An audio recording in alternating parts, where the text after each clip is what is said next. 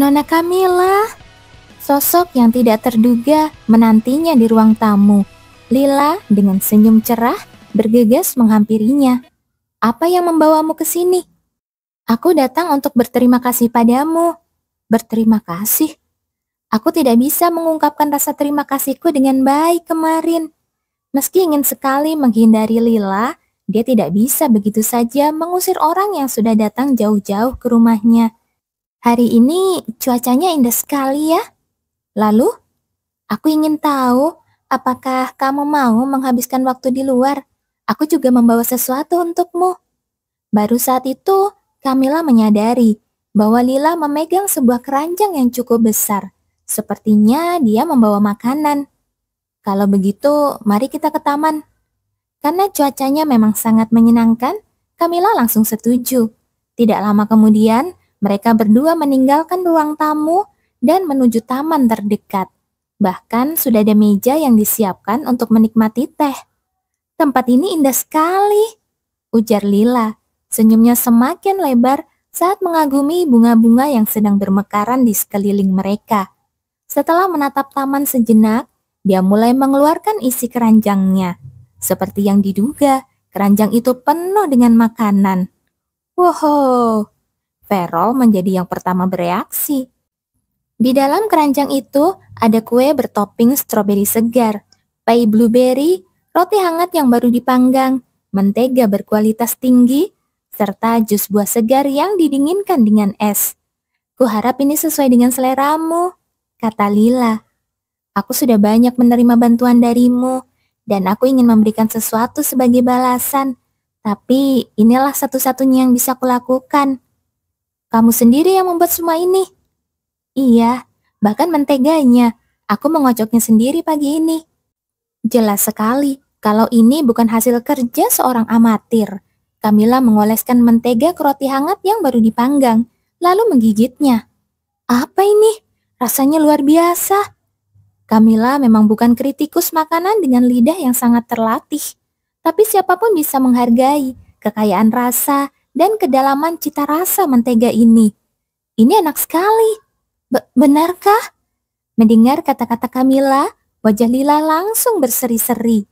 Beberapa saat sebelumnya, dia menatap Camilla dengan gugup. Tapi sekarang, dia menghembuskan nafas lega. Stroberi dan blueberry ini aku menanamnya sendiri. Kau juga bertani? Iya, walaupun menyebutnya bertani agak berlebihan. Aku hanya menanam sedikit untukku dan keluargaku. Musim panas ini, kami juga akan punya kentang dan jagung. Aku menanam cukup banyak. Saat Lila berbicara tentang tanamannya, matanya berkilau lebih cerah dari sebelumnya.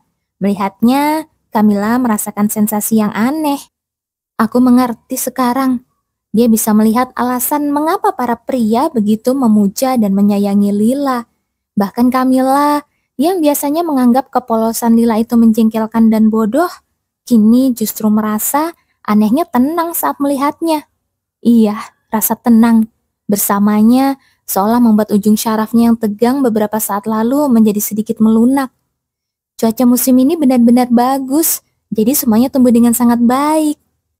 Melihat Lila begitu tulus bahagia hanya karena hal sederhana, seperti tanaman yang tumbuh subur, Camilla tidak bisa menahan diri untuk ikut tersenyum. Kekhawatiranku terasa sia-sia. Memang ada sesuatu pada dirinya yang bisa melucuti kewaspadaan orang. Terima kasih banyak untuk yang kemarin, dan aku benar-benar minta maaf. Rasanya kau selalu terlibat masalah karena aku. Lila membungkuk dalam-dalam. Aku ingin memberimu sesuatu yang lebih berharga. Maaf, aku menyukainya kok. Apa? Hal yang seperti ini, aku menyukainya. Mata Lila melebar kaget, seolah tidak percaya dengan apa yang baru saja dia dengar. Camilla mulai mencicipi satu persatu kue lainnya. Aku juga mau coba. Ini bikin frustasi. Ferrol yang sejak tadi berseru penuh semangat, kini terlihat lebih gelisah dari sebelumnya. Melihat reaksinya, jelas makanan buatan Lila bukanlah makanan biasa. Haruskah aku berbagi dengannya? Memang ada cara agar hantu bisa merasakan makanan, yaitu dengan memberikannya langsung. Tapi Camilla ragu, kalau Perol sampai tahu, dia tidak akan pernah membiarkannya hidup dengan tenang lagi. Aku benar-benar ingin mencicipinya. Sepertinya dia memang harus memberinya sedikit. Beginilah nasibku. Menghela nafas pada hantu yang mulai terisak, Camilla akhirnya menyerah. Apa? Tidak mungkin. Bagaimana bisa? Hasil ujian tengah semester baru saja keluar, dan papan peringkat yang ditempel di lorong membuat para murid ternganga tak percaya. Nama yang berada di posisi teratas benar-benar tidak terduga. Nama Camilla berada di puncak, dengan nilai sempurna yang hampir sulit dipercaya. Para murid mengucek mata dan memeriksanya berulang kali. Orang yang biasanya selalu di urutan paling bawah? Nggak mungkin, itu nggak mungkin terjadi kan? Sampai beberapa waktu lalu, nilai Camilla selalu berada di jajaran terendah. Meskipun dia tidak kurang berusaha, hasilnya memang tidak pernah memuaskan. Dan sekarang dia jadi murid terbaik dengan nilai sempurna. Rasanya seperti hal yang mustahil. Kalian juga bisa mendapat nilai seperti ini setelah mengerjakan ujian yang sama sampai 50 kali. Kalau mereka mengalami hal yang sama dengannya, siapapun pasti bisa meraih nilai setinggi itu. Tidak terpengaruh oleh tatapan terkejut para murid, Camilla tetap tenang. Hasil ini sama sekali bukan kejutan baginya. Wah, apa rahasiamu bisa tiba-tiba meningkatkan nilai seperti ini? Emmy, murid hantu yang entah dari mana muncul, bertanya kagum di sebelahnya. Kamu curang pakai bantuan hantu ya? Enggak, itu enggak mungkin. Aku ada di ruang ujian selama tes berlangsung. Mengabaikan pertanyaan Emmy, Camilla mengalihkan perhatiannya ke hal lain. Yang lebih mengejutkan justru ini. Tatapannya tertuju pada papan peringkat tahun ketiga. Nama-nama yang familiar pun terlihat di sana. Nama di posisi teratas tidak terlalu mengejutkan. Seperti biasa, dia lagi. Sejak tahun pertamanya, Petro tidak pernah sekalipun melepaskan posisi teratas. Namun yang menarik perhatian Camilla justru nama di peringkat kelima. Seseorang yang dulu nilainya bahkan lebih rendah darinya, terkenal suka mengumpulkan lembar ujian kosong dan membuat para profesor frustasi. Arsian kini berhasil masuk jajaran peringkat atas. Ada apa dengan perubahan ini? Siapa? Aku. Suara Arsian terdengar tepat di belakangnya, membuatnya terlonjak kaget. Memangnya kau pernah lihat ada penyihir yang bodoh? Kamu. Arsian mengerutkan kening mendengar komentarnya, sementara Camilla terkekeh pelan. Belakangan ini, Arsian rajin mengikuti kelas tanpa bolos. Memang sifat kasarnya belum berubah, sehingga orang-orang masih menghindarinya. Tapi setidaknya dia mulai berusaha. Bahkan sekarang, keberadaannya saja sudah cukup membuat para murid di sekitarnya bubar. Itu apa di sebelahmu? Tanya Arsian sambil melirik ke arah Emmy. Gadis itu langsung tersentak mendengar pertanyaannya, karena sejak tadi dia bersembunyi di belakang Camilla sejak Arsian datang. Hantu yang dulu pernah coba kau usir. Kenapa dia terus menempel padamu? Siapa yang tahu? Melihat kebingungan Arsian terhadap hubungannya dengan para hantu, Camilla tersenyum miring. Bagi orang lain, justru kamu yang terlihat lebih aneh. Dari kejauhan, para murid saling bertukar pandang dengan tatapan semakin heran, bergantian menatap Camilla dan Arsian. Tidak sering Arsian dengan sukarela mendekati seseorang dan memulai percakapan. Ayah memintamu untuk mampir. Aku? Kenapa?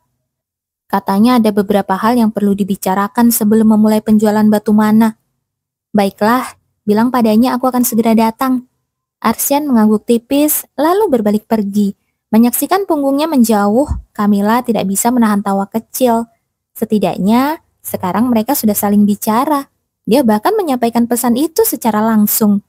Camilla kembali teringat saat terakhir kali Duk Sepra berkunjung ke rumah mereka. Sebelum pergi, dia sempat berbincang singkat secara pribadi. Duk Sepra mengatakan dia sudah mendengar tentang kepergian Sier, bahwa anak itu pergi dengan senyum di wajahnya. Dia mengucapkan kata-kata itu dengan ragu, seakan kalimat sederhana itu menekan berat di dadanya. Terima kasih. Hanya sebuah ungkapan singkat, tetapi bagi Camilla itu sudah cukup menjelaskan segalanya.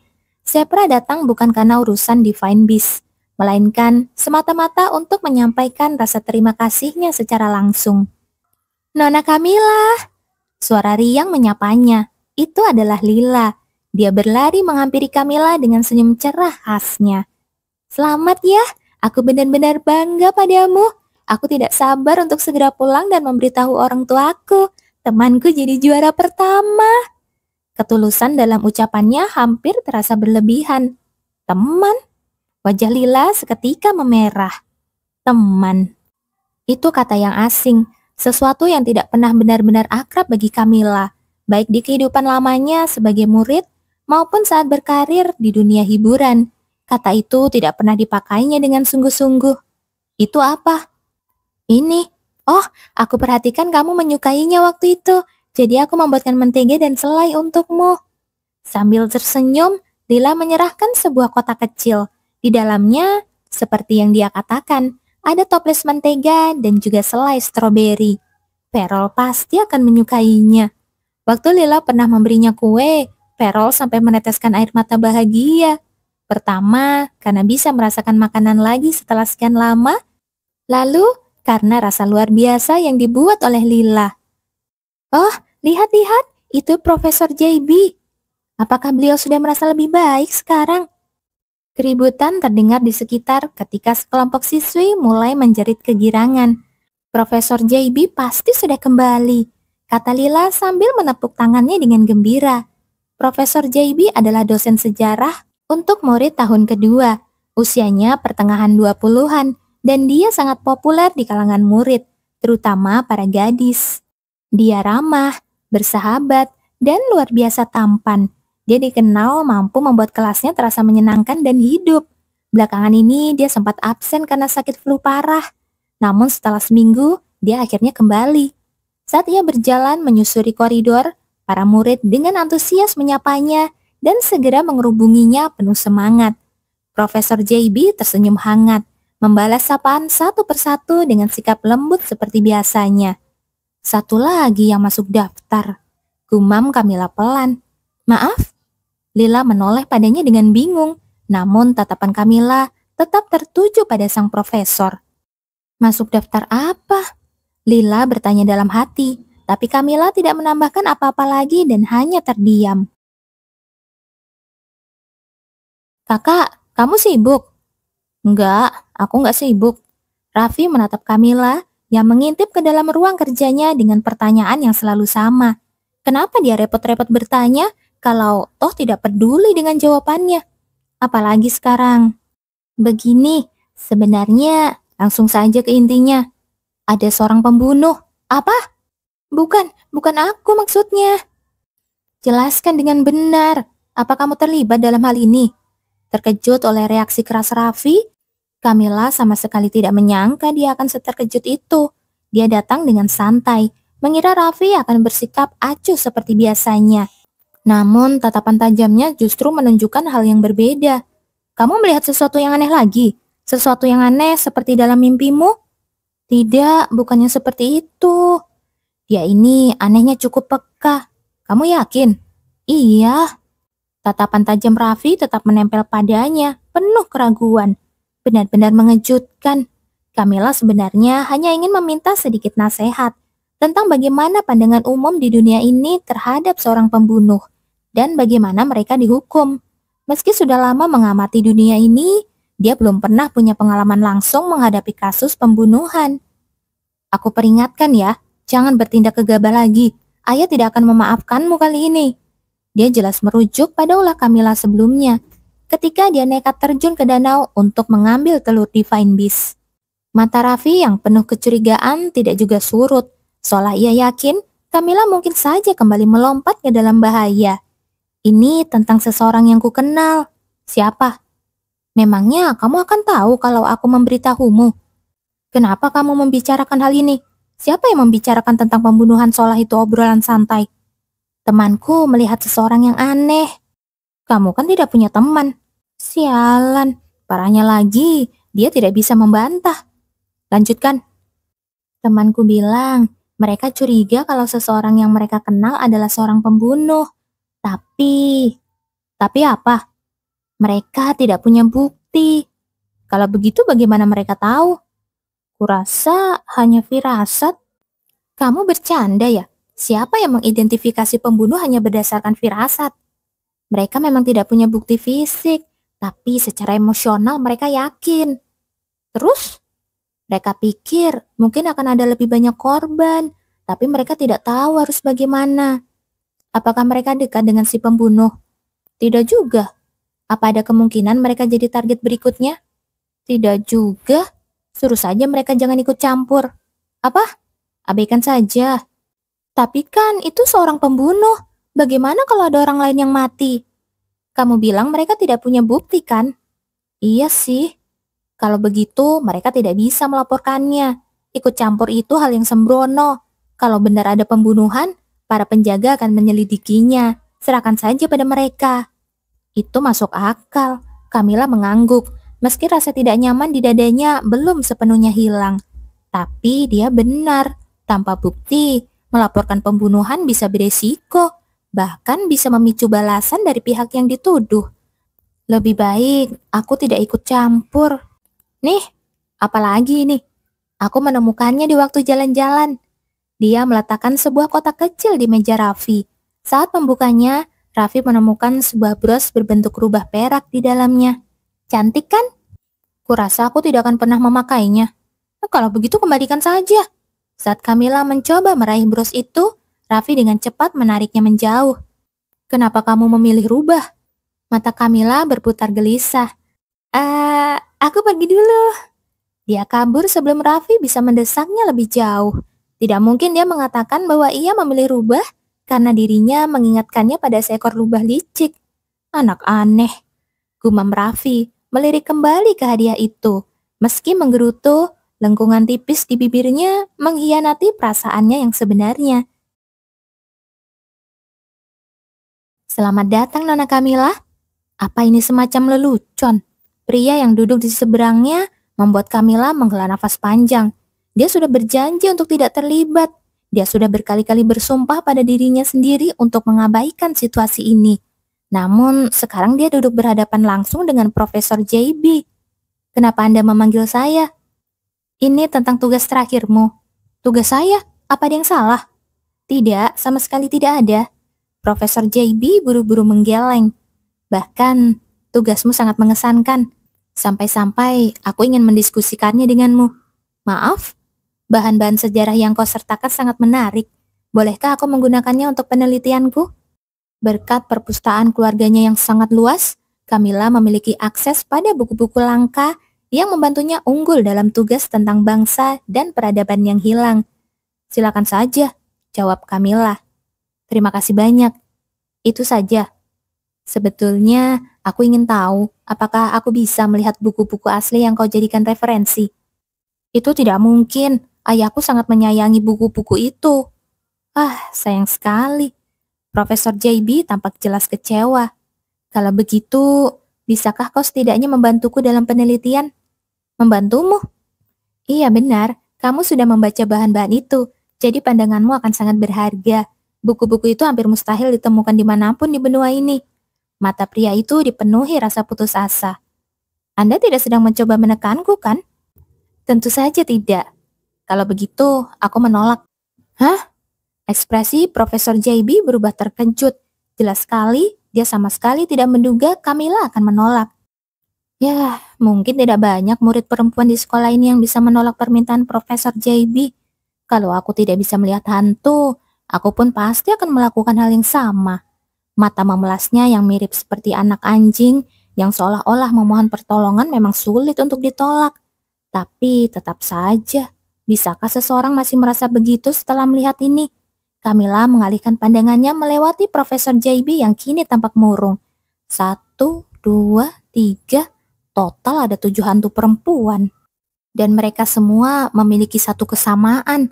Setiap dari mereka menatap Profesor JB dengan mata penuh kebencian dan dendam. Awalnya, Kamila menganggapnya hanya masalah sepele. Meskipun kebanyakan orang tidak bisa melihat hantu, sesekali memang ada orang yang diikuti oleh makhluk semacam itu. Dia berasumsi Profesor JB hanyalah salah satu dari mereka. Namun, hantu-hantu yang mengikutinya terasa aneh. Penampilan mereka saat mati begitu mirip satu sama lain. Yang paling mencolok adalah tatapan mata mereka, penuh kebencian, amarah, sekaligus ketakutan saat menatap Profesor JB. Ketakutan, orang seperti apa yang bisa menimbulkan rasa takut bahkan pada mereka yang sudah mati? Penjelasan paling sederhana adalah bahwa dia memiliki keterlibatan dalam kematian mereka. Camilla awalnya pura-pura tidak tahu. Jika memang ada begitu banyak perempuan yang meninggal, pasti sudah ada rumor yang beredar. Jika benar terjadi pembunuhan, tentu akan ada penyelidikan yang dilakukan. Selain itu, jika Profesor JB benar-benar pelakunya, kemungkinan besar kejahatan itu terjadi sekitar tempat tinggalnya. Camilla berpikir, dia pasti sudah mendengar kabarnya sekarang kalau memang begitu. Tapi semuanya terlalu tenang. Saat pertama kali melihat Profesor JB, ada 5 hantu. Jumlahnya bertambah ketika dia tidak hadir di akademi. Katanya karena terserang flu. Karena penasaran, Camilla bertanya secara halus pada Duk Sorvel dan Nutville yang biasanya cukup tahu banyak hal. Setelah meyakinkan mereka bahwa ada rumor tak berdasar tentang perempuan yang dibunuh, Camilla akhirnya mendapat kepastian. Memang tidak ada insiden seperti itu. Apa ini sebenarnya? Kenapa semuanya begitu sunyi? Begitu banyak perempuan yang sudah mati. Bahkan jika jasad mereka tidak ditemukan, seharusnya setidaknya ada laporan orang hilang. Apa aku harus langsung bertanya pada mereka? Dia ingin melakukannya, tapi para hantu itu sama sekali tidak mau meninggalkan sisi profesor. Bagaimanapun caranya Camilla mencoba, tatapan mata para perempuan mati itu hanya terpaku padanya. Bertanya langsung pada mereka adalah cara tercepat. Dengan begitu, dia bisa tahu di mana, kapan, dan bagaimana mereka mati. Juga siapa yang bertanggung jawab. Mungkin aku saja yang salah. Tidak ada kepastian kalau Profesor JB benar-benar adalah seorang pembunuh. Bisa saja semua perempuan itu kebetulan mati gantung diri dan kemudian mengikuti dia karena dendam. Omong kosong. Seumur hidupnya, Camilla belum pernah melihat kebetulan yang seperti itu.